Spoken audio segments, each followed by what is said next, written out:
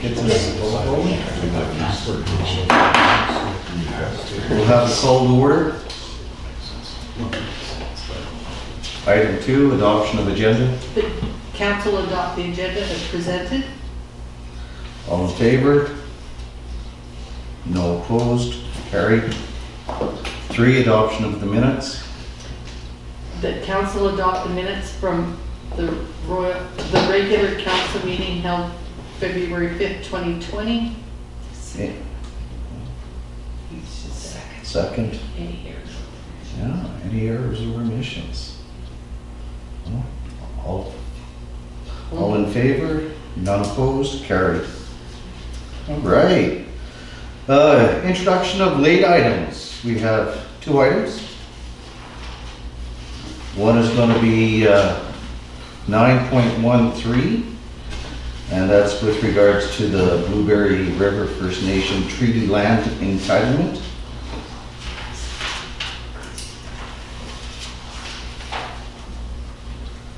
And the second item, the Budget. the budget for Museum the budget. Goose Koopy Museum. That's 8.6 people. All right, good stuff. All right. Public hearings, none. Delegations. The council hear the delegation from Linda Studley of South Peace Community Resource Society Square One program. Welcome. Thank you. You can Lorraine sit. actually, well, that's fine. I can't think what I'm saying. Lorraine actually invited me to present this to you. This is a new program. It is called Square One, and it is a social prescribing program. Now, social prescribing is something that has become very popular over in the UK. And basically what it is, if you look at your doctors and your prescribing nurses, they can prescribe for medication and for treatments. But sometimes what a senior needs is they need to be more connected to their community. They need to find resources in their communities and services in their communities. And we can't expect doctors to know all about that. So what they're going to be able to do is they're going to be able to write a social prescription. They give that to the senior. Senior contacts us, and then they come in and we have a sit down and we chat. And we figure out what it is that they need, what services they need, what they need to get involved in to get out and become more engaged in the community. Is it transportation? Is it I need to find an exercise class that I can work with, with my disabilities. Just meeting people, going to teas, things like that. It's very social because one of the biggest problems facing our seniors right now is social isolation. Social isolation and loneliness have huge impacts on the seniors' health and well-being. So that's what social prescriptions are about. It's getting seniors involved in the community, helping them reach those resources. Now, I'm also the coordinator for the Better at Home program in Dawson Creek. And I know for a fact that this is something that's needed because they come to me at Better at Home. Where do I find this? Where do I get this? I don't know where I can meet people, You'll have people who maybe have been ill and things have changed. They're not driving anymore. They need transportation. They might have lost a spouse, and now they have lost a lot of their networks. So the difference between what I do at Better at Home and what this program is going to do is that the senior comes, visits, we talk about it, we figure out what they need, we figure out their challenges, their strengths, and we make a plan. And we phone back and forth. And we get together maybe a week or 2 later, what worked, what didn't work. Maybe we need a friendly visitor to come with you, or you're feeling a little bit uncomfortable going to a certain place. Fine, go make sure there's somebody to go with you. That sort of thing. So it's a real deep dive into referral. The other different thing about this, between this and Better at Home, and I'm sorry, I'm assuming you might have heard of Better at Home already, but Better at Home is a service that's within the city of Dawson Creek. So we haven't been able to go outside of Dawson Creek with that program. But this program, because you're being referred by doctors and other healthcare professionals, they could be people in Coos, they could be people in Rolla, any of the surrounding areas. So we're really taking a big bite here because we're gonna try and help whoever gets prescribed to us, whether they are in Dawson Creek or whether they're from outlying areas. So my ask, this is gonna come down to an ask, right?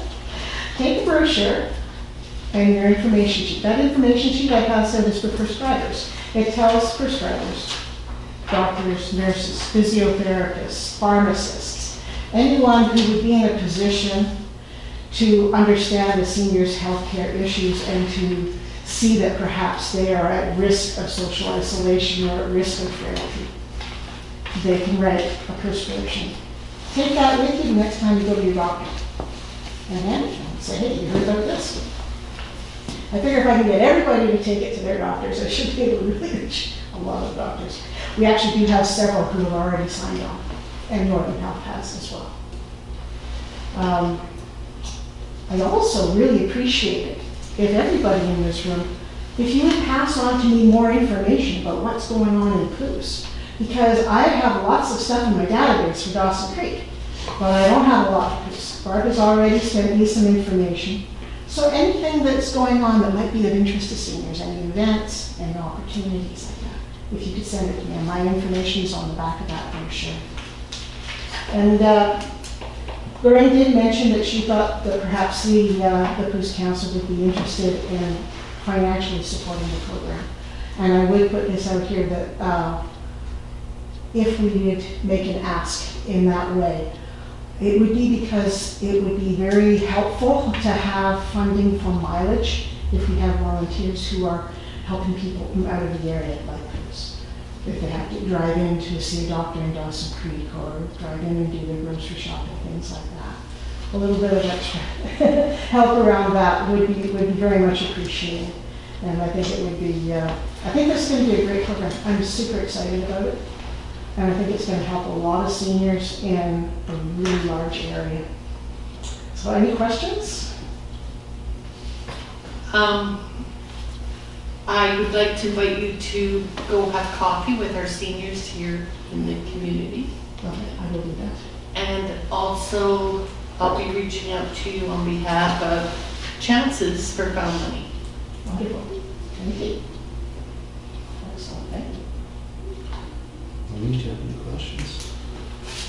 I have a few questions. Great. So a doctor would write out the prescriptions. Mm-hmm. So this is endorsed and supported by Northern Health. Yes, it is. Are they offering any financial incentives towards this program? Well, the program itself is funded by the government of BC.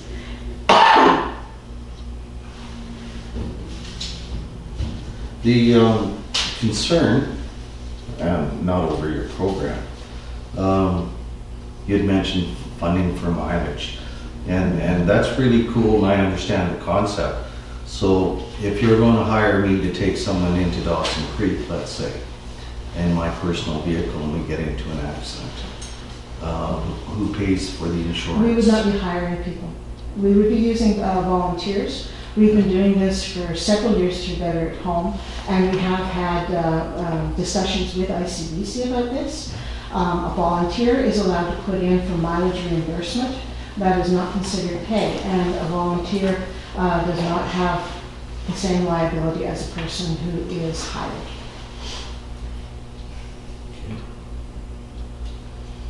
So with regards to the services that you would be offering, so a senior needs meals, housekeeping, perhaps bathing, assistance with bathing, transportation, of course, to doctor's appointments. And this would all be coordinated through your office? Yeah, I have been working on a database for the last 7 odd years. Now I have to expand that database outside of Dawson Creek, but I already have over 100 different resources that can be tapped on for various things. Meals, there's a program called Meals for You. Transportation, you step up and ride, or there's volunteers through Better at Home. Bathing is something that is personal care, so if it's not done by Northern Health, there are a couple of private companies in town that offer that sort of care. So this is what I'm saying, is that we are uniquely situated, that we have a lot of information already, and we also have a lot of community partners. We have regular quarterly meetings with service providers for seniors in the Dawson Creek area, to which anyone who is interested in coming to that is most welcome. Basically, it's a networking program so that we can discuss our services and refer to each other. So we're looking at a lot of collaboration here. Yes, yes. Yeah. Yeah, because you have the Step Up and Ride program, Meals for Meals, as you mentioned. I think the concept is fantastic. I think it's something that we need to discuss as council, which we won't do here in front of you. However, I would like to know what kind of incentive are you looking to receiving from the school? To tell the honest to goodness truth, I don't deal with the budgets, so I would have to check with my supervisory stickers for something that would be more specific. Maybe you could touch base with Lauren. Or Oh, this is all based with volunteers. Yes. So you're not getting any reimbursement for the volunteers' gas or anything? No, More than help. we wouldn't actually, basically what we are is referral. So we are the conduit, we are the connector. The info. We place. connect to these other, because there's organizations out here already doing it. We don't need to reinvent the wheel, we don't need to duplicate. All we need to do is collaborate and make sure that the senior has the help they need so that they can access all these services that are out there. We want to make it easy for them to do that, make it comfortable for them to do that.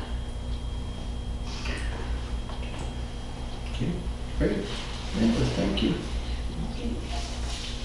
And thank you. Well, thank you very much for listening to me today and your excellent questions, and my information is on the back of that brochure if you have any more questions. I will be working until the 2nd of March, and then I'm going for 6 months getting a new knee. And who's taking over your plate while you're gone? Sorry? Who's taking over? Well, and if you need to get a hold of anyone while I'm gone concerning this program, you can just get a hold of the Sticker's office and ask for Brigida. Okay, thank you. You betcha. If you don't mind, I will be leaving now. Okay. Yes, not a problem, I Linda. get the bosses out there in the car. All right. 6.2, recommendation. Sorry? Go ahead, Mr. Chair. I was just going to clarify how we sort of changed the delegation this evening. Yes, please do. Yeah, if you don't mind. So just to clarify, this was originally a Ministry of Transportation only delegation. Yes. But the mayor had reached out to me and asked me to invite members or delegation from Argo Road Maintenance, partly from some of the stuff that had happened with the Jabs Corner and then the truck spinning out on the hill. She felt that we could have everybody in the room to kind of explain how the process works and what took place and stuff. So are we to understand that there was an error or an omission in the minutes that didn't reflect the delegation by Argo? Nope, it came in after the agenda. Work with me, Chris. Okay. Okay, the council here, the delegation from Katie Ward, who is with the Ministry of Transportation and Infrastructure. I know. I don't know, do you want to stand up? We have a podium if you want it. Or, okay. Yeah, so I think we were going to chat about a few things today. The mayor had raised a couple, I think all of you actually had raised a couple at UBCM. He met down there. And so that was the the alignment of a potential realignment. And we told them, Katie said that you were getting a vibe. Yeah. Yes, that's right. It's not the official minutes. And as well, I think there was, I think it was tied into that chat around the hill coming in to town. So really, it's we want to hear from you and chat through some of those concerns. And that's why there's all these folks here, because I might not have all the answers. Yeah, and then the addition of Argo, so if we need to chat about specifics, we can do that. So did you want to start with the realignment? Because I think that what we would like to understand is exactly where you would envision that, and then the impacts, or has there been any thought or talks around the impacts to property owners, business? They're not even It's not even. on the table. Okay, yeah. I think what the mayor was concerned about when it got icy, the backup on the hill coming into Coos. And also when you come around the corner from Dawson Creek on Japs Corner, that is really bad. If you look now, you can see where vehicles have hit the ditch. There's 2 spots right there. I know I drive home 11:30, quarter to 12 at night, and if it's white out, you know what I mean? It's a bad, I don't know why they changed the 2 lanes to 1 lane right on a bend. Okay. And everybody's trying to rush ahead to get ahead Yes. before it gets down to the 1 lane. And then they have that bend right there, and that seems to be where the vehicles. Cool. Through the corner, sort of at the apex of the corner. Yeah. Okay. Yeah, it's interesting. I mean, I've driven through there a few times, and I probably haven't timed it right to be in a storm. I'm sure Eric has been through a lot of times, so Eric's the road area manager around here. Driving through there tonight, I was thinking about a lot of the things, and just sort of trying to think about, the specifics around the corner. So if you say it's the end of that passing lane, to me that sort of triggers our people, like you said, trying to speed up to get by that car. Absolutely. And then probably coming into the corner a little. And there's some confusion. Who merges to who, Okay, right? Usually the fast lane, I guess, would merge into the slow lane, or yeah, that's That's a good question. they always merge in front of the person in the slow lane. okay. Yeah.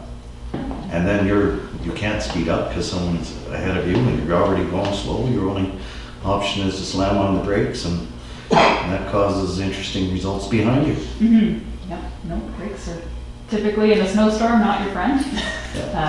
Yeah, so that might be something we can dive into a little bit more, is the location of that sign, and how it's delineated on the road, because right now, you're right, it would go, the signs indicate merge into the fast lane, so passing lane ending and merge that way. Yeah, I was wondering too, I guess, is there drifting or anything on that corner that might cause some more snow on the road You're there? pretty well through the drifting right at the Hudson Road there, Snake Put, you know what I mean? Yeah. Okay. But it can be drifting on that bend when you first, Oh, you're coming from Dawson through Jab's Corner, and people are going fast. They're putting on their brakes. It's notorious for being a slippery corner. Coming into Poos has historically been a bad corner. Okay. Is it any more worse now? I would say no, right? I would say it's the same. It's the people we see in the ditch are a result of people's who may be driving too fast at a particular certain time. Right. So what would be helpful if you put a sign saying no deer crossing there, because there's always deer there. They're always doing up to no good there. Yeah. what about the hill? So the hill coming, Into back- Bruce. Yes, I know there had been comments there about moving the speed reader board, because there was some thought around the trucks are seeing the speed reader board and slowing down and moving that momentum. So here we are, we're coming up from the highway, Yeah, going up this hill. And you have this sign saying, slow down to 50, and it flashes at you. So people are slowing down to 50, approaching this hill, and now you got a big truck behind them who needs to keep going. keep going, keep the momentum going, and the person in front of them's got the brakes on, and it's causing more people to spin out on that hill. Right, yeah. So, question for you, that popped into my mind, is that 50, as important, would you say, in the winter? Because that might be an option, is to switch off the sign for the winter, during, inclement weather, things like that, and then have it come back on in spring. The advantage to that would be that in spring, when people kind of get that spring fever and start driving a little bit, they've forgotten that roads are ever slippery and things like that. So you do sort of see that increase in speed, and then it's new again to them, and might, catch their attention again in spring and remind them that, hey, it's time to slow down again. That is an option, and we're willing to explore any option because it is really a safety issue. Case in point, the last snowstorm, right? A truck was spun up on the uphill side. So I'm coming around the corner, getting ready to go down the hill, and here's the big truck out passing the truck that spun out, Yes. right? And there's nowhere to go. Yes. Yeah. So, I would be interested to know if there's been any head-ons there or how many there have been historically. But it causes a bad situation, yes. Yeah, thank you, Mr. Chair. One of the things we'd asked Argo to do leading into this too was get their statistics on how much that was actually sanded and whatnot during that event, and they've got that information, so. Well, there's only so many drivers and there's a lot of road. They can't always be there throwing out a bucket of dirt. Now, what you need to consider, not telling you what you need to consider, but it would be nice if you would consider, imagine what happened here earlier this spring when the bridge was hit on the Dawson side. Okay, and the traffic was diverted, couldn't go across. Yes. They weren't able to come over this way because the bridge doesn't have the capacity to carry that weight. Same thing that happens here, right? So we have two critical points. One is our hill, the other is the bridge. If something was to happen to either or, trucks would need to be redirected around the roadblock. It makes very good sense to have that bridge upgraded so that it could carry a heavy load. Are you speaking of the Briar Ridge? Yes, yeah. Briar Road Bridge? Yes.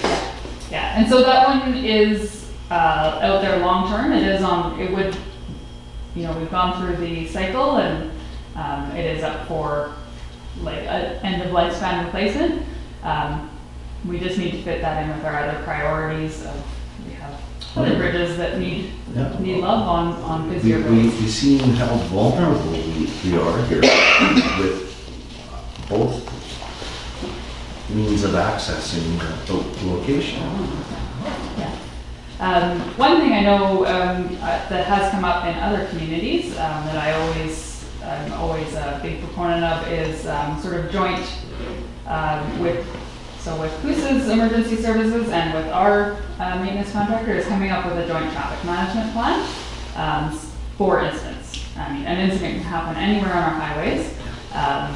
And it might look different, but definitely when there's joint jurisdictions, it's always nice to know, who to contact, what we want to do with traffic, where the most appropriate routes are around, and barring that, what our plan is for traffic storage. So if that's something I'm happy to follow up with a staff member, because I think that irons out a lot of those issues and just makes it really clear on what you want to do in an emergency event.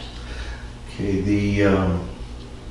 coming in, the last incident, I saw vehicles off the road after Jab's Corner coming from Dawson. Okay. So the big corner coming in first Yeah. from Dawson. We had our fire chief with four-way flashers on the side of the road, and then we had this poor police officer out in the middle of the road, and he's got a record to contend with, he's got traffic blocked in one direction. He's trying to negotiate traffic.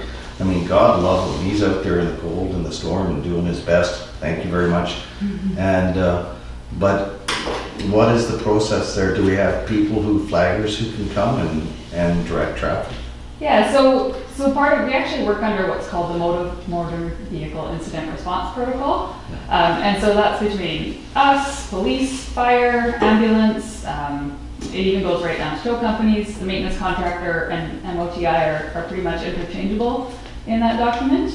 And so the important part of it all is when there's an incident on our highway that's going to cause a closure or need traffic control, so a long duration, the first and foremost is they need to be notifying Argo Road Maintenance. And under our contract, they have the responsibility to call traffic control.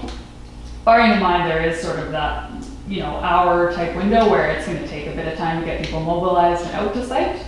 And there's provisions in there for the initial scene response, and then if it's going to be a long duration, then we want to have proper flaggers in place. And that's the important part, is notifying us. Has Argo met with our Blair, that's head fire chief / public works? No. No, that would probably We be were good. both at your open house. Oh, was it? Yeah. Never, didn't get a chance to meet. Yeah. So that would probably be a good, Very good. Yes. Yeah. You see, the Ministry of Transportation, Kate, really need to be mindful of Peace Coupe. Right? We are called the gateway to the peace for a reason. yes. So here, we want the gates open, we don't want the gates closed. Right? What kind of representation to the ministry there would be if there was a bottleneck here in the gateway to the peace? So, thank you for your presentation. Am I cutting you off? Do you have more to present? Nope, it was more about hearing what you had to say. Thank you, Mr. Chair. I got two things for Yes. if you don't mind. First one, Kate, something we talked about a couple of weeks ago was the ministry's position on closing off 57th to truck traffic in the event of closure on Jabs. And then I've got a question that the fire chiefs asked me to ask you too. Are they allowed to put speed bumps down in an accident scenario similar to what Councillor Drover was talking about over in Jabs? He's noticing a lot of people when they're on the road still going faster than they should. So we've got an abundance of rubber speed bumps. We'd like to be able to put them down on the highway in one of those accident scenes if that happens. Right. So the first question I think we chatted about, and I think that would be part of that larger incident response idea, but no, like our position is that it's your road, and if you want to restrict trucks from there, that's reasonable to us. Yeah. Absolutely, and I think maybe just to follow up on that, Katie, is if there was ever an incident where there had to be some form of a detour or something like that, the ministry would never endorse a detour through the village's road without consulting somebody through the village first. I mean, obviously, we have no jurisdiction over it, and no way would we endorse such a detour. Okay. Briar Ridge would obviously be the preferred route. What happens is, when there's an accident like that on Jabs Corner, local people turn off on Hudson Road and they come down, and big trucks, they're coming from Dawson, they take that and they come down our 57th Avenue. Yeah, so it would probably take a bit of signage, a bit of education, and then again through that traffic control plan, looking at appropriate incident signage and direction to direct people through, and then maybe an odd pop out by our CBSE to remind people, I would think. Yeah. Are you going to take off? Are you going to stay, or what's your plans here? For tonight? Yeah. Like, are you going to stay for the rest of the meeting, or? Yeah, I can stay if you want. Well, no, it's just that if you're here now, I'd like to show you something. Sure. Maybe before we move on, just speaking to the speed bumps. So there's a few things that pop in my mind when we think about speed bumps on the highway. And one is that I understand where they're coming from, but also to understand that it is a hazard. So you are placing a hazard on the road, and our liabilities around that. The other thing, and again, it comes to that incident response is, and you know, when we chat with WorkSafe, they say the traffic control is actually not there for anything other than to direct traffic. And so if you keep that in mind when you're working on the highway, you always want to be working in a safe spot. So that might mean use of buffer vehicles, that might mean you know, having a spotter, things like that. And then if people are doing silly things through the sites, it's similar to anywhere else. We now have legislation that you can't drive by those yellow flashing lights at high speeds. So it would be noting the license plates, reporting them to the RCMP, all of those things that we would probably encourage before speed bumps. Speed bumps are a no. Yeah. Okay. You want me to look at it on the phone? You know what? I can't waste too much time looking for it. Okay.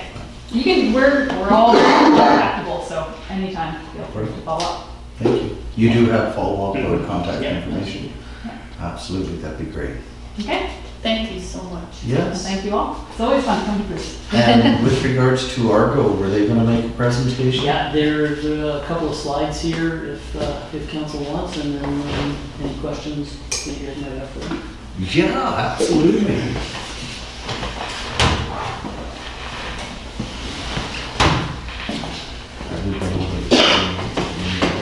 Yes.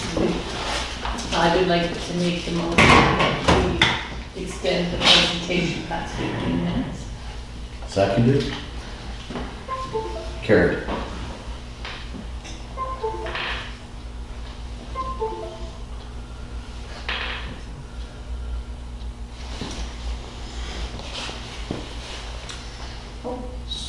So, I wanted to start with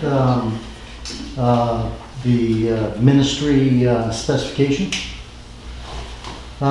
Just to introduce ourselves, I'm Bernie Korvac, Argo. I'm the Assistant General Manager. Dora Atkinson Operations manager. and Shelley Klumas, or Fullness. It's okay. Quality Assurance Manager. So I just wanted to first start with the one main specification that we set our patrols. This is the ministry specification that identifies how often we have to patrol the different classes of roads, highways.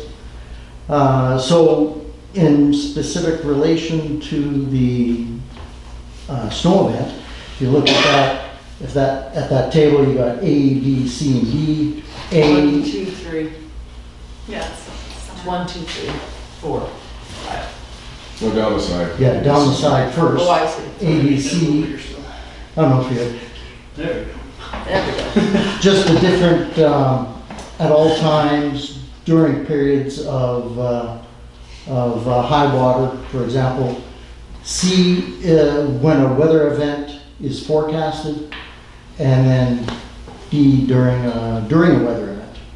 So if you want to just jump straight to during weather event on a class 1, 2, it's every 90 minutes.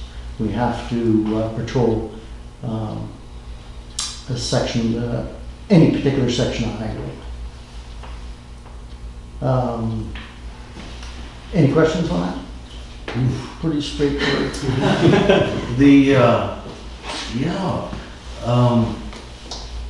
You guys are in a tough position, you know, it's a new contract and a new location, but you got some familiar faces from the last contractor. So I'm interested to know, has there been an increase in our area, or in your service area, and the traffic safety stations, which register the amount of snowfall, the temperature, and that kind of stuff? We have really, Arbor stations. the Argo station that you're talking about? Yeah, road and weather stations, we call them. Okay. Yeah. Has there been an increase? Yep, we have one now in, down in Tupper. Braden. We have one in Braden. That's always been there, but we also have another one in Taylor now, at the top of Taylor Hills. Oh, good. We Things have in the 4 past. in the southeast. Yeah, Yeah. them through the past. So there's one in the Pine Pass. Yeah. And one at Braden Road, one at Tucker, and one at South Taylor Hill.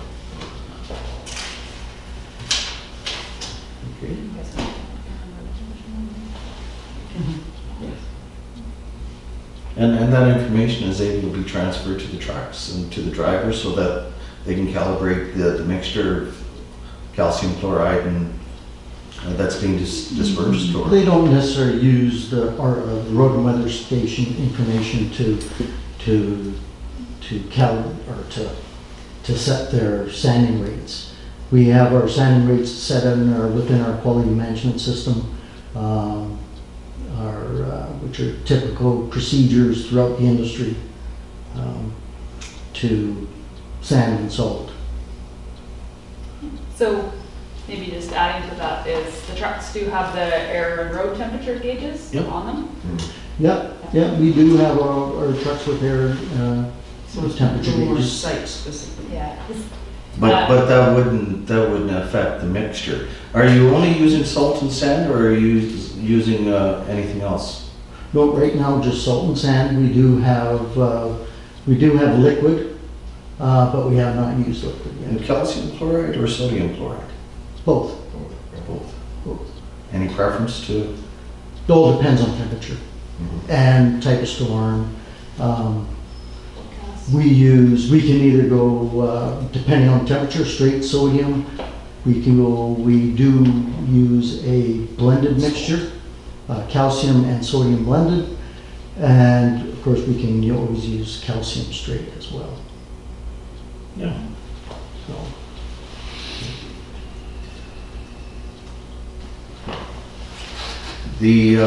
What was it, the city of Edmonton just discontinued the use of sodium chloride, I believe it was. Not familiar with that report. Because it was getting into waterways and depleting the oxygen out of the water. So the products that you guys have at your disposal to use, these are approved by the ministry? Yes, yes. There's, So now we have more questions for Katie. Yeah. Good. Thank you for your presentation. well, I just have just one more, just to show that, if you go to the next slide, Chris. So one of the questions, Mr. Chair, that the mayor had asked was, given the spinouts and the vehicles leaving the highway over on Jabs, was how often had maintenance taken place, and that was something that Bernie looked at. Every 90 minutes. Right, so I just wanted to, part of our own curiosity, as well as to address the question that was posed to us. We want to look at that specific corner. So within our system, we can look at that specific location and see how, which of our patrol vehicles, maintenance vehicles, go through that location. So this just identifies, this particular report in our system identifies which vehicles have gone through there in a 24-hour period. And it listed, has those vehicles listed there, those unit numbers on the, on this side right here. TD stands for tandem. So we had 5 vehicles in that 24-hour period go through that, that location. And then it shows how many times they were inside there. 22 times for this one particular truck. So just go to the next slide. Just go straight down. Just straight down. Oh, sorry. Just. Oh yeah, there it is. Okay.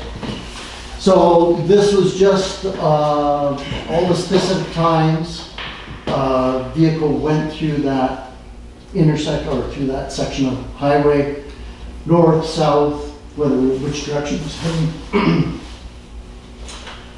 We took the speed off there, and then we did the calculation to see what the elapsed time was in this last column. So the elapsed time is allowable is 1 hour 30 minutes or 90 minutes altogether. And from when we did our check, were all within, in that time frame, from noon on the 11th to 10:30. What would you have for the Poos Hill or the Forney last time? Well, we put this one in here because there was that incident on the hill, there was a truck spun out on the hill. So we just identified when these trucks would have gone through. If you notice here, we don't have a time here because this particular truck didn't actually go through Jab's corner area. Which is, how did it get there? He would have been working, so this truck is working that highway 641 was the one that had 21 tons that went through the Jab's corner geofence area. So that truck was actually working highway 2. It's assigned to highway 2. And these other trucks come out to help out. If you go back to that other one, it would show how often. So if here, see TV 641 was 22 times, and these other trucks were 5 times, 2 times, 4 times, and then only this last one only went through there once. It's actually assigned to a different area, but came down and either tandem plowed or these trucks come in tandem plow. Actually, go to the next one. Shelley identified where the two trucks would have ganged up and gang plowed, and so identified these 2 trucks were only 4 minutes apart. They were plowing the multi-lane section where you talk about how it comes down to their throat and through the curb. What do you guys have as a recommendation to the ministry to deal with traffic spinning out on the Poos Hill? On the Poos Hill itself?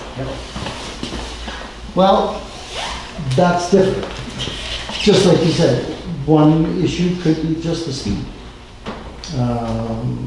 You know, that if you do have some vehicles ahead slowing down and the truck wants to speed up to get up that hill. Other than that, Norm, you know? Well, Good pass. my fix is expensive. The only thing that I could think of would be to just to add a secondary lane from the bridge up to the top of the hill. But that would be fairly costly. Yeah. All right. So, Are we talking bypass?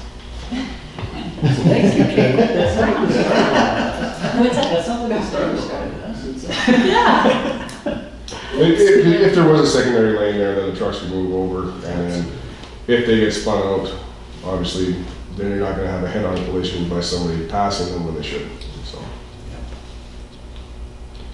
that's my only thought for what it's worth. Maybe that's something we have to take to the Minister of Transportation if you see. For sure. Absolutely. That's yours? Yeah. There's one other thing I gotta bring up, and thank you all very much for your time. But I am cognizant of the fact that a vehicle was passing a plow truck on the right-hand side while the plow truck was plowing. And there was... On this day, this Tuesday, or a different? No, this is a separate event that happened recently, and it took the plow truck out of service for 6 hours for repair. You guys are familiar with that incident? Oh, Was that on social media? Yeah. That was Kamloops. Yeah, that was our was office in Kamloops. It wasn't here. It was okay. We did have a different incident though, where we had a grader working on Roller Road, and Semi, on part of a rig, pulled out to pass him and hit the grader's front plow, which put that out of service for 4 or 5 hours. So, and then the Semi didn't stop, but we did track him down.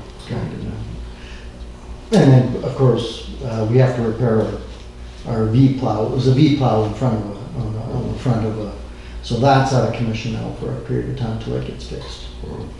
So is there any regulations, like you're not allowed to pass emergency vehicles, are you classified as an emergency vehicle? No.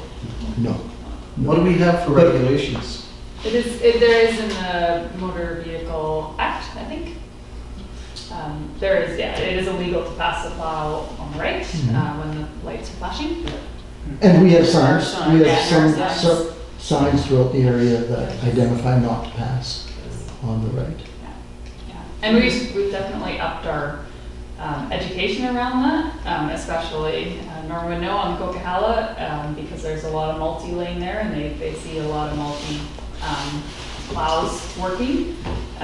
Because you have to, at some point, transfer the snow from the center lane to the shoulder lane and then off.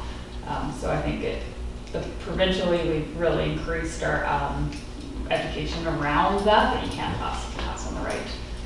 You know, what am I expecting? We can't get a big truck to slow down going through the school zone here in Pouce, let alone pass a plow truck. I mean, well, how are we going to do this? What is the solution? Enforcement? Are we gonna have a cop sitting right there 24/7? That's always, enforcement is always helpful. Because I think the invitation was extended to allow the whoever from the scale, whatever, the CDFE? yeah, to come and pull over, vehicles speeding through school zones here in Pouce. It's happening with too much frequency every single day. We have police cutouts that we put, Sergeant Pouce. Sergeant Booth, I like that. leave it there, Yeah. and we move it around. Yeah. It's definitely eye-catching. Yeah.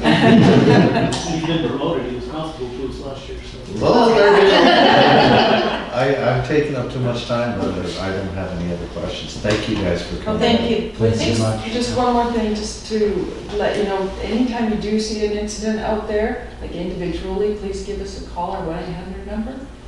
Just so we can, the more eyes we have out there of issues that are going on, just phone that 1-800 number and it gets to the right people, Is that good? sometimes. Yeah. It does actually go to all of the maintenance contractors across the province. It goes to an answering service, usually after hours, depending on. Sometimes during the day they go to the offices, but it does, if you listen to the radio, it does get through to the foreman on shift, so it's important. Goes directly to who's on the road. Yeah. Awesome, guys. And I just wanted to say that every year we have 2 stakeholder meetings. Chris and Blair were at the first one, and we'll have a stakeholder meeting at the end of winter to wrap up winter and talk about some summer activities if there's any issues. Nice. Okay, great. Thank you.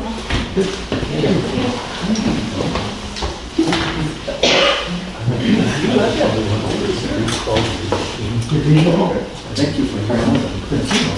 As always, thanks, Dan. Thank you, appreciate it. Yeah. Thank you. And Eric? And you're what position? I'm a Rotary now. Oh, there you go. You're the perfect person to have with us. Thank you for coming. Nice to see you again. Thank you for coming. Thank you. Thank you for coming. Yeah, give us a call anytime. I will. Yeah, we'll both get that. All right, thanks for coming. So have you been able to snag Tommy for you yet? Tommy Cronin? Have you been able to snag him? Tom is not working for us, but he's working for a subcontractor that we have running a tow vehicle on Taylor Hill. So, which Tommy's got lots of experience with that. Absolutely, he's a good man. Gary works for us, so no problem. So, Oh, there you go. yeah, they're both good guys.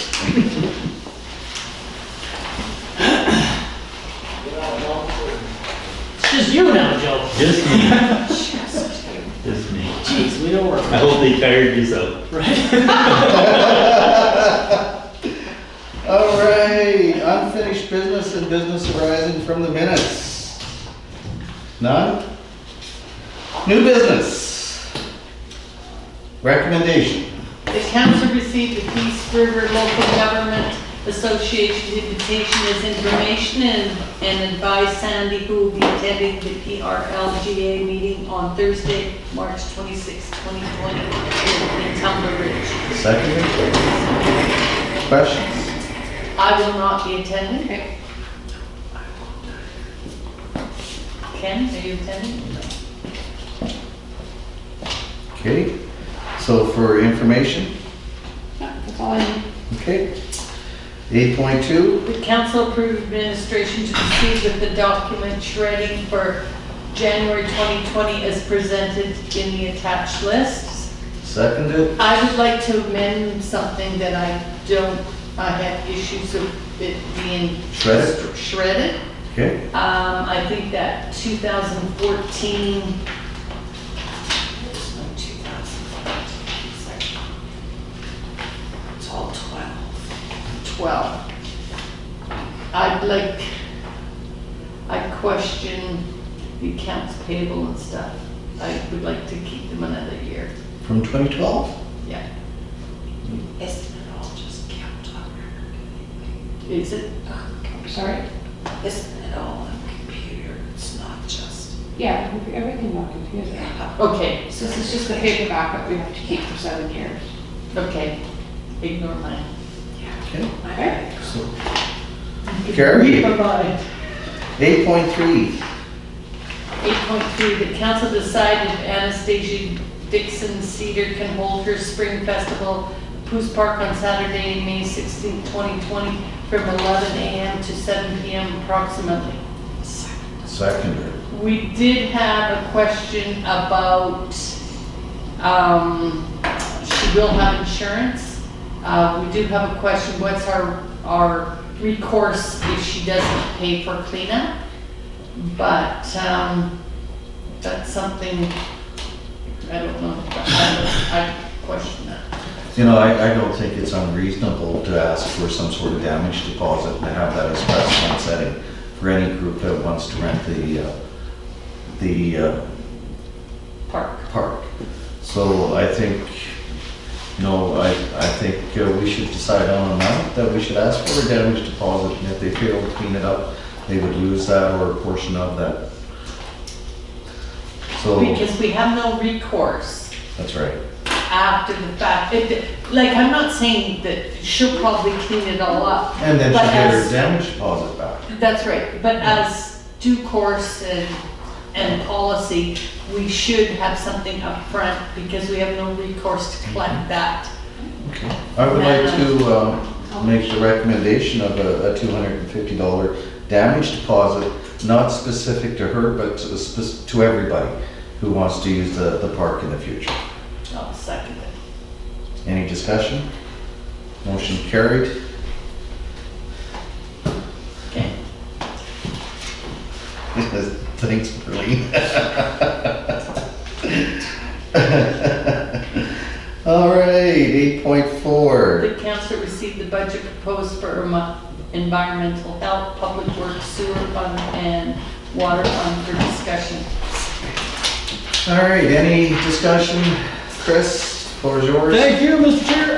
Can I slightly switch up the order, maybe just to preserve Absolutely. Mr. Show's time here? Council has the budget proposal for the Yep. museum in front of you. Yes. Super good news is it's right within what I'd estimated that to be on the operations budget one proposal. So we had 59,000 and some change, and we've come back with a request for 58,300. So no changes there needed in my opinion. We can easily leave that small buffer in the budget. I did invite Joe in today to perhaps answer any questions the council might have on the line by line items for that budget. Do we have any extra money put aside for repair and painting and stuff like that? There are the capital and special project items. I did let Les know that council had agreed to those for 2020, and he's doing his thing to try and put together some language as to exactly what he wants.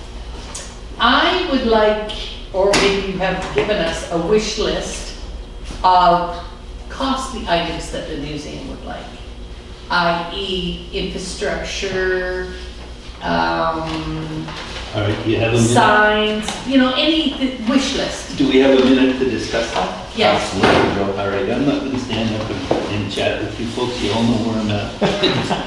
Here's the thing, we've got this $25,000 given to us from the foundation back a year and a half, 2 years ago, whatever it was. And it's been sitting there, you know, and we haven't found a worthwhile project that we want to we want to divest them funds into. But it was suggested, and it's a real good suggestion, that we explore one of those electronic signs that you see on many businesses here and there. Particularly, thanks, Andy. Particularly the ones out there, Redwell there, that's the size kind of that, pretty catchy. And, you know, and we thought that maybe that's the direction to put our funds into. I don't think we've quite got enough to make it happen.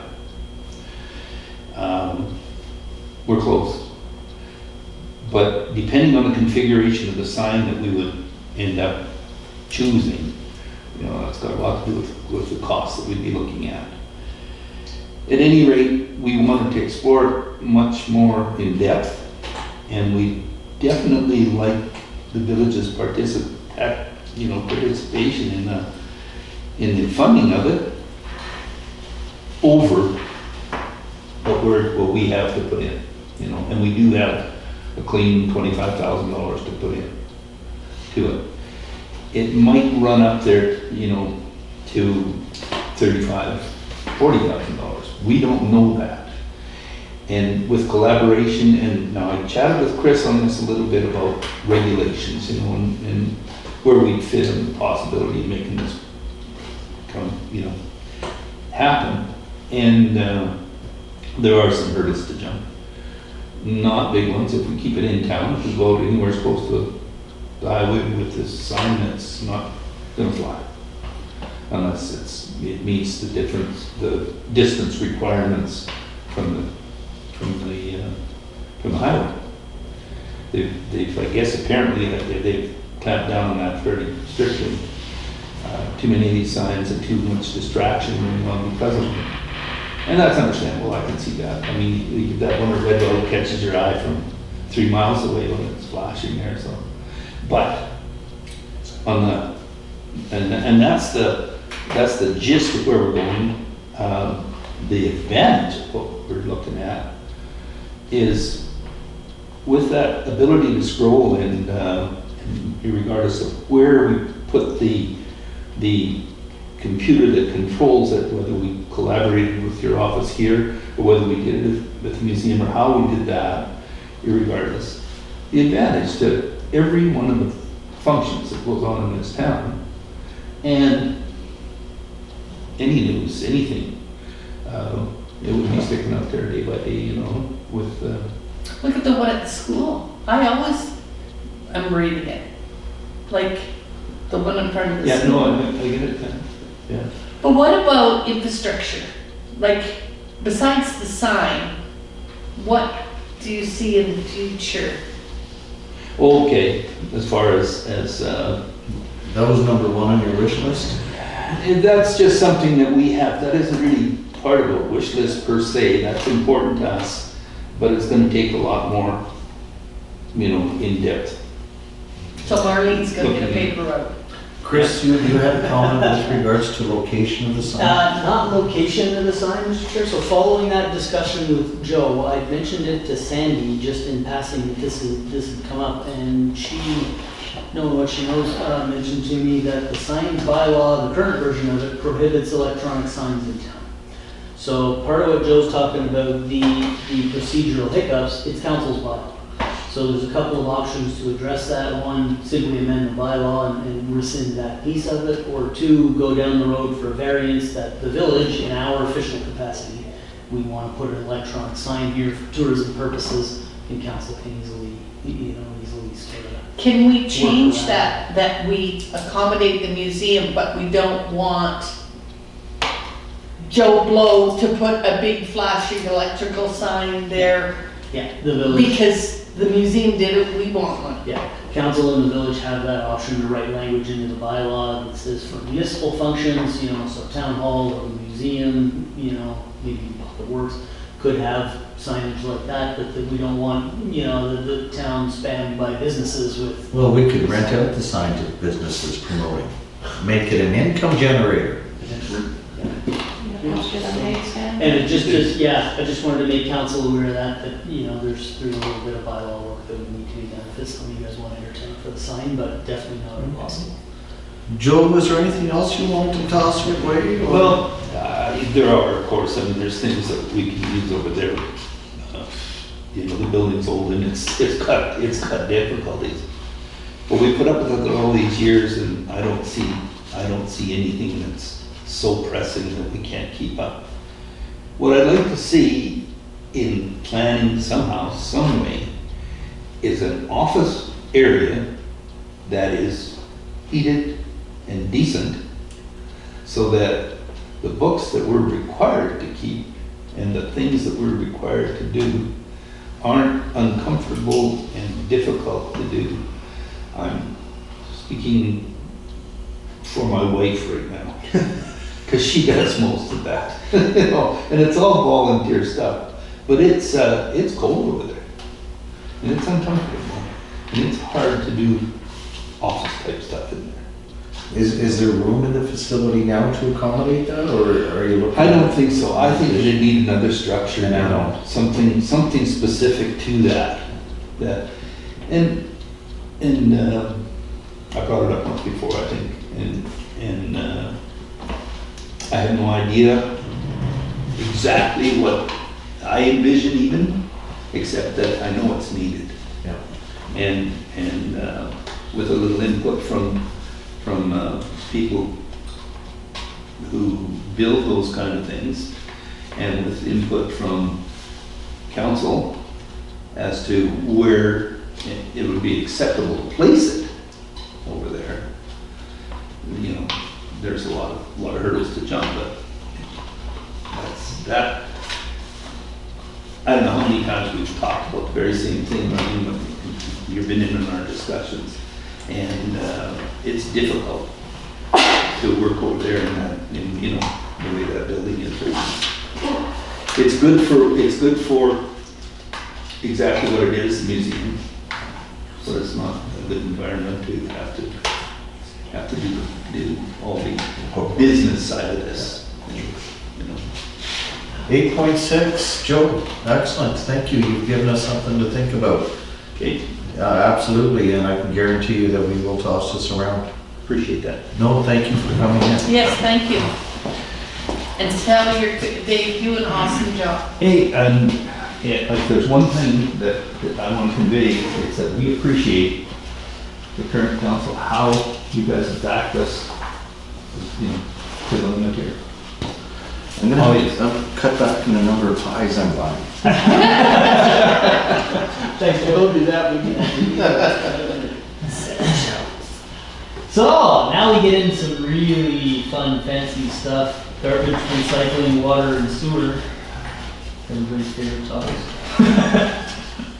This shouldn't take too long, folks. Pretty straightforward stuff in here. So, second half of the operating budget. This will come back in front of everybody one more time here, just for not with the PowerPoint, but the numbers piece of it, just for final approval. But it's pretty straightforward. So yeah. So we're going to talk about garbage and recycling, transportation, sewer fund, water fund, and that will wrap up the operational side of things.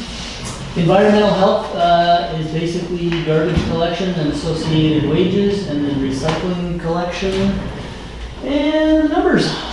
So going from the report, there's a small increase in garbage and recycling this year of about $1,700 on an overall budget of $48,000 last year. Nothing earth shattering. And most of that is just a little bit of increase in wages.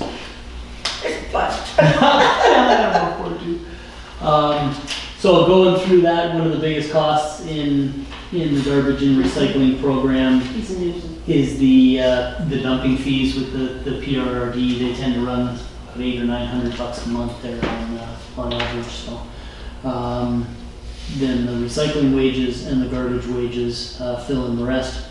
The other stuff is just small maintenance items, insurance and whatnot. I put wages in here in those insurance sections because we haven't done the adjusting entry there yet to close off the year, but we basically just fill in the gap there. So The whole department did finish well under budget, even once we added that $2,000 for the insurance there, so we're on the right track with garbage and recycling.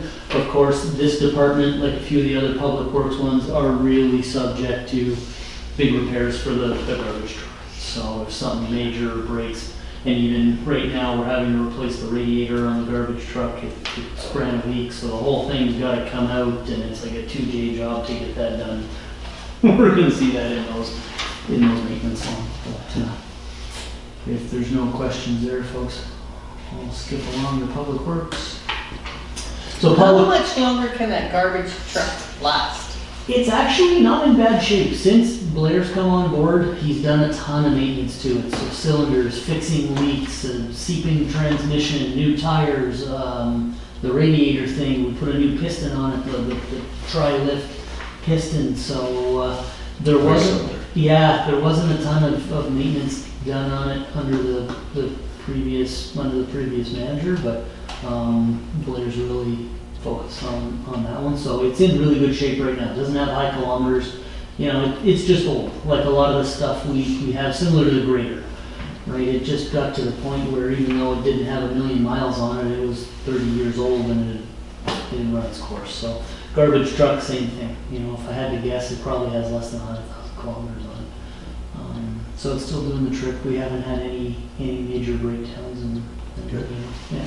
We didn't buy it new, from what I understand. We bought it used as well. So yeah, so that helps keep slow. So I'm seeing that bug too.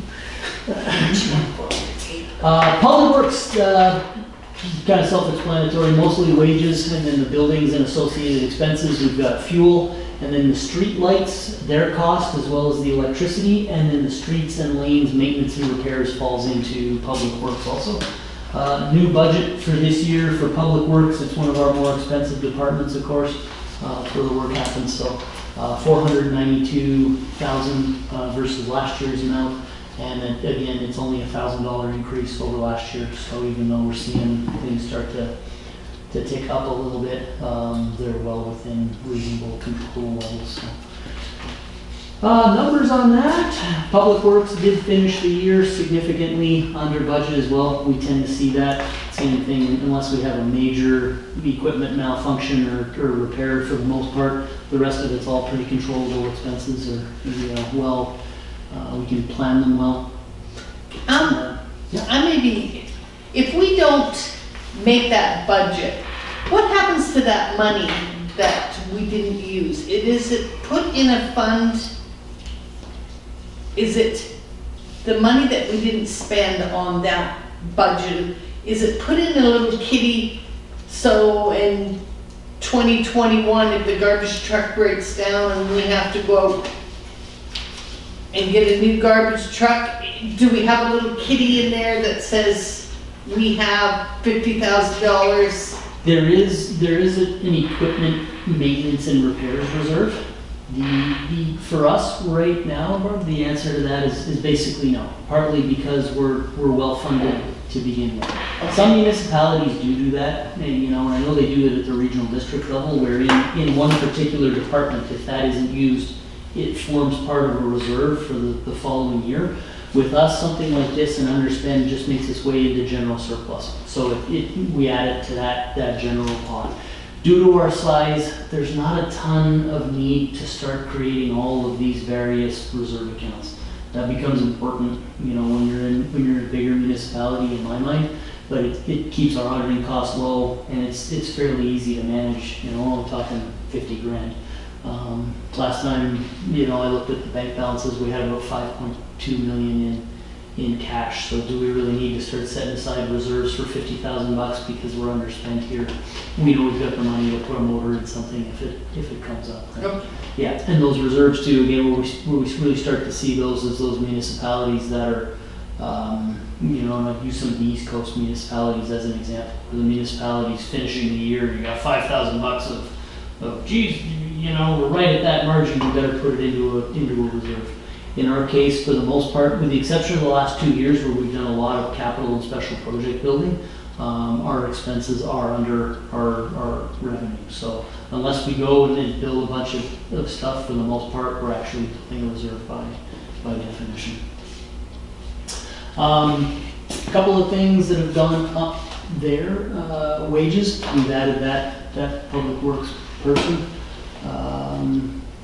But we were able to reduce a couple of the supplies expenses and offset some of that cost to give us a number that was pretty close to last year.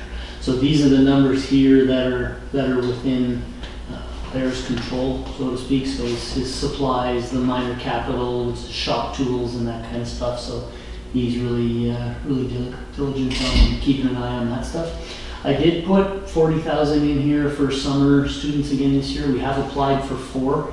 Last year we only had 3. So if we're successful with the 4, then we've got the dollars there already set aside to do that.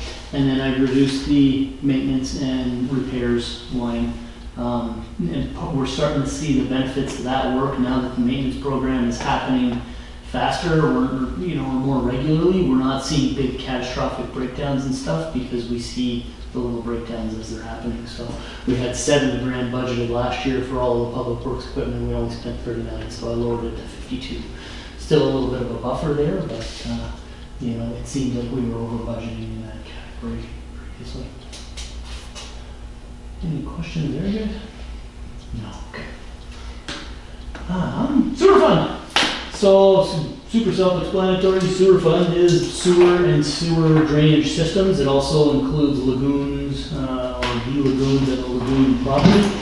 One interesting thing to note about water and sewer, perhaps for the newer folks, is that they're set up as a fund. So unlike everything else, public works, for example, is just funded out of general revenue. Water and sewer are their own little bubble. So we get the sewer frontage tax, and then that basically has to cover most of the sewer expenses. We do bring in some money from general surplus for the sewer, but for the most part, the water and sewer are set up as their own little standalone units, if you will. So we'll go through both sides of that. Sewer fund this year, right now, it's not balanced, or on the sheets. They do have to balance at the end of the year. And because I need to put an adjustment of $50,000 to the revenue side, you guys did ask us last meeting, I think it was, to up the sewer reserve again this year by 50 grand.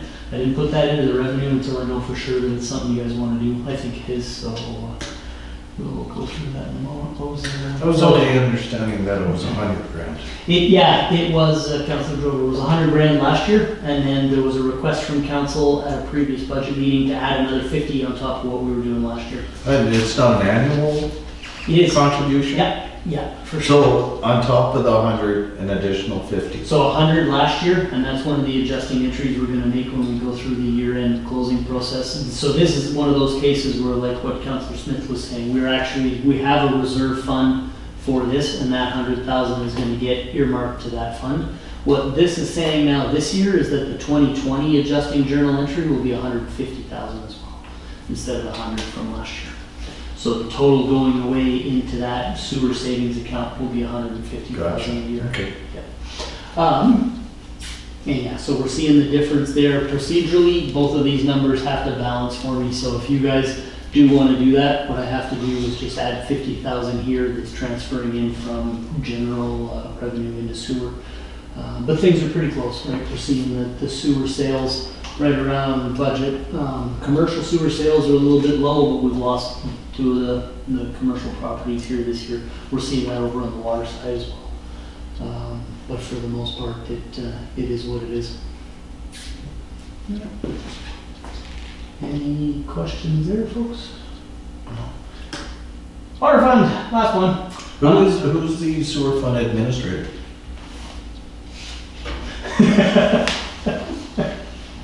That would fall on me.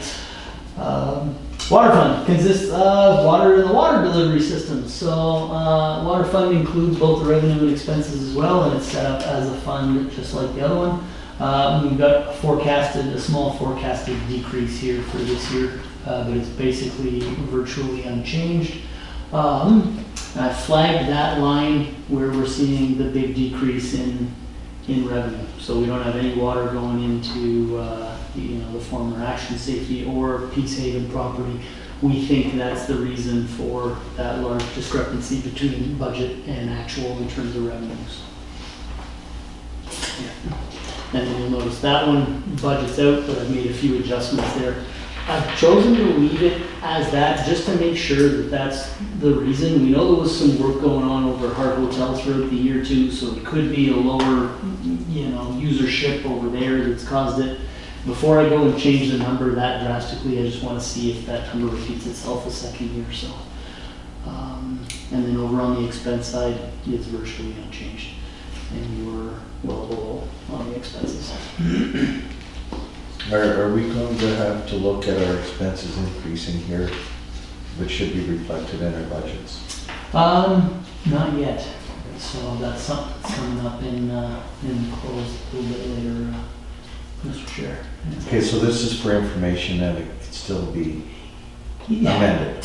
Something to consider with budgets is it's really just a planned forecast. It's not the 10 commandments on the stone tablets, right? Really all the budget is doing is saying, yeah, in a perfect average year, this is roughly what we're looking at.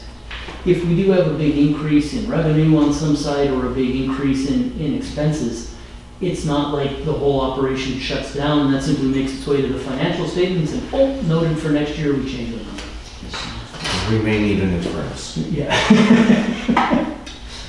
Yeah, so and a lot of times though, councils look at the budget like it's this hard and fast thing, and it really it's not. There's a lot of fluidity to it, so. And you're the water administrator as well? Falls under the CFO portfolio. Perfect. And that's it. Any questions there, guys? Just about the easiest sections. So, that's it for me. That was awesome. Thank you, Chris. Welcome. All right, so let's take a look at 8.5. The council received the budget proposed for general government, public health and welfare and recreation for adoption, with amendments including the legal GL to 25,000 and the volunteer appreciation GL to 500. Any questions? Any discussion? None for information? I do have a question. The volunteer, oh, that's my volunteer.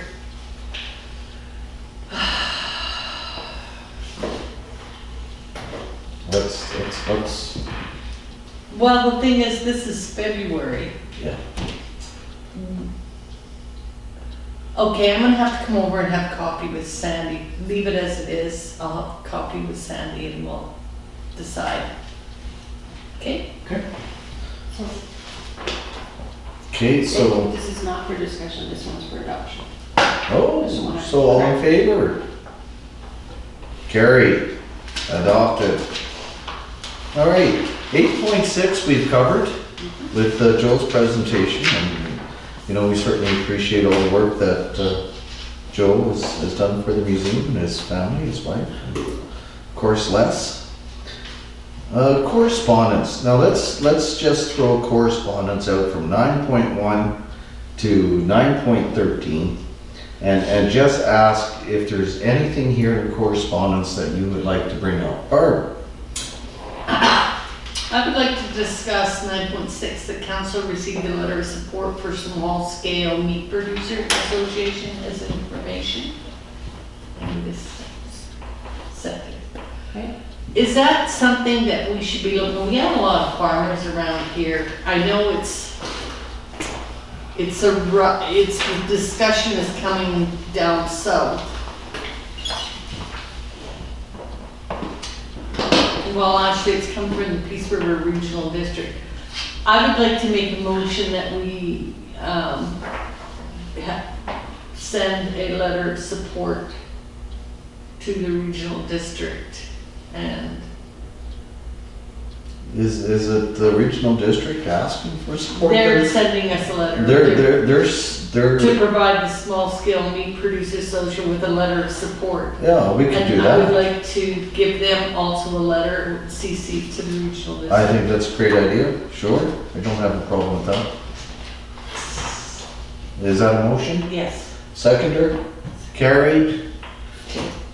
Good, Um, yes. now, was there not some correspondence here about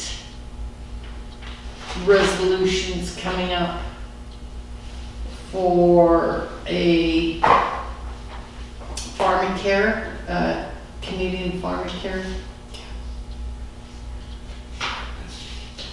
Port Moody. What is it, 9.3? Yeah. Okay, I would like to make a motion that we send a letter of support from the village. This is a very important. Yeah. Seconder? Can we include a I love oil and gas sticker in that letter?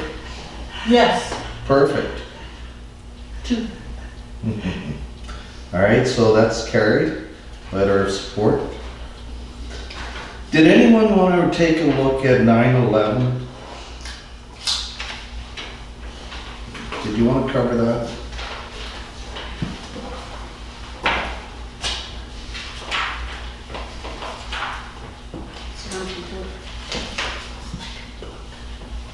Yeah, it is.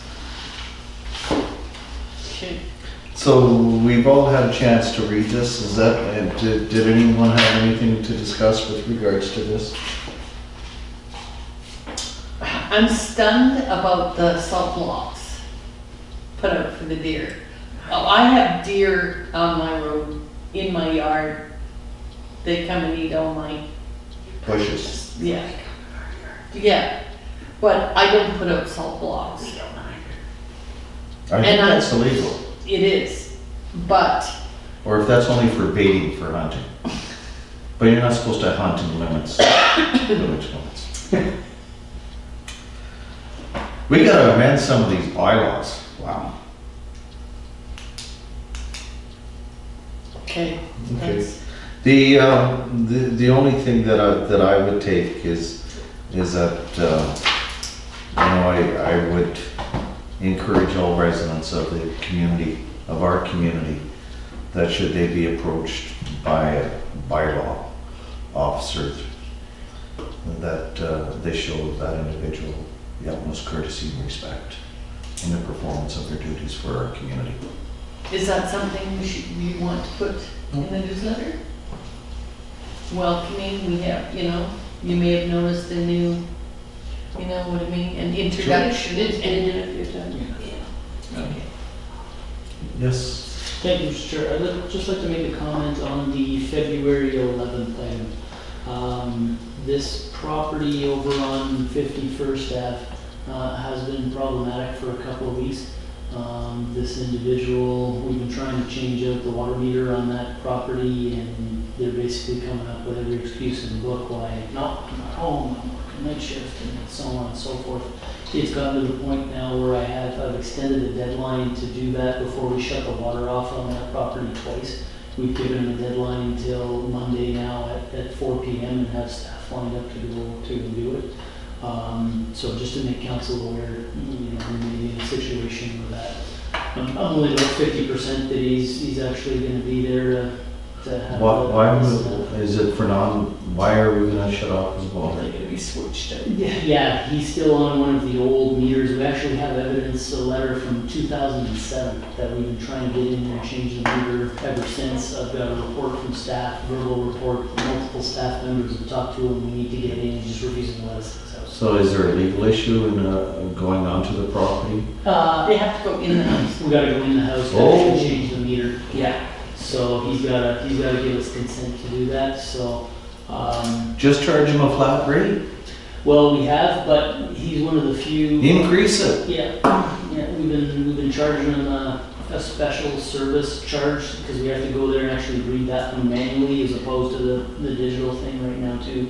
So it's just causing a pain in the butt. We're not too sure why he's so adamant that we can't get in there and change the meter, but the excuses never seem to end, so. Yeah. Just to let council know, and I wanna make you guys aware of that, because he has threatened on one of the calls over the phone, if you shut off my meter, my water, I'm just gonna go to council and make a stink about this, and my position was, great, we've already spoken to the mayor, she's aware that this is happening, and my hands are tied.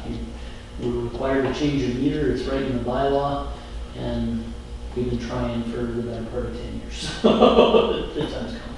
So I'm assuming that he doesn't want you to see something. That's kind of what we feel as well, Councilor. Yeah, there's something in that. And you know, you can't jump to that conclusion, right? I mean, there's certain people I don't want in my house, outside of council. You know. But Public Works trying for 10 years. You know, hey, maybe he's a hoarder, I don't know, right? And, So, yeah, and we don't know either, but like I say, if he's paying the increased costs associated with going there and manually doing it, whatever, let's, raise it until it's unacceptable. Let's not shut his water off, I don't know. No, that seems really. well, the agreement was we were gonna shut the water off until the meter got changed, at which point it would come back on. Well, that is your decision, Yeah, and we leave that in your capable hands. We've run out of options to get this resident to work with us to do that. Thank you for bringing that to our attention. Any other correspondence? Okay. Then we'll go to 10 resolutions, none. Bylaws, none. Administration reports, CAO report, page 153. Is there anyone with any comments on that? Did we get any reports back from the RCMP about the gate being broken at Public Works? In terms of if found who did it, no, I don't believe so. Okay. And if they have made any arrests, they haven't reported to me, so. Okay. Motion to accept the CAO report as written? I'll second. No, I'm looking for a Oh, a motion. motion that we accept the report from.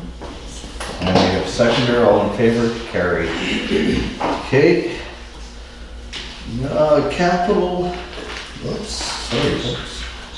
Yeah, No capital special project. no action items, Just the no action. capital and special projects. Council calendars, let's take a look at council calendars. Is there anything new and exciting or something you want us to add in here? Anything we should be aware of?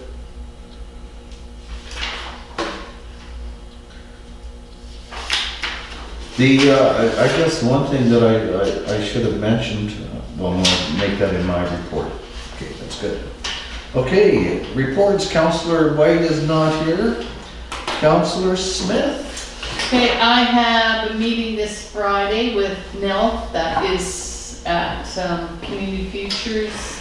I'm on that board passing out money. They have sent the check for $5,000 to the Moultrie House, so we'll be making arrangements for a presentation.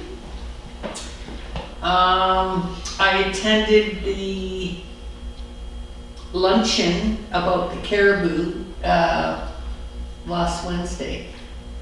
It was really well done, and they're frustrated. It was a good turnout, and Blair was there, the mayor of Chetwynd, Zimmerman, who else was there? Jeremy emceed it. And there was a lot of local people that, they just don't know what to do now, but they are stepping down. They're not, they have been invited to the table. The Peace River, Dan Rose was there. So they, at this time, they don't know what they're doing, but they haven't completely, they haven't made any decisions what they're gonna do. That's my report. Thank you. Councillor Ebert. Wait, you see it.